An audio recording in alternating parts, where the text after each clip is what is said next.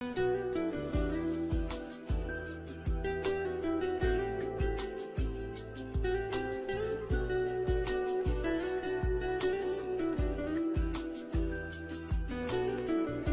biz anginani tanzilektomiya operatsiyasini bitkizdik va bu patsientimizni o'sha angina o'ta ko'p vaqt qiynab kelgan. Bu jellarda mana o'rtalarida ko'rsangizlar bo'ladi. Shu jellariga tomoqning qoldiqlari qolib, kichkina narsaga yiringdab ketgan. Mana ko'rdingmi mana? Kengayib ketgan.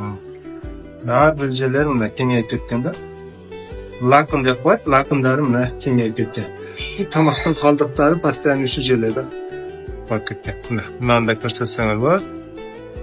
Mana ko'rdingmi? Unkurdayda mana yer chuqur bo'lib qolgan. Har bir yerinde.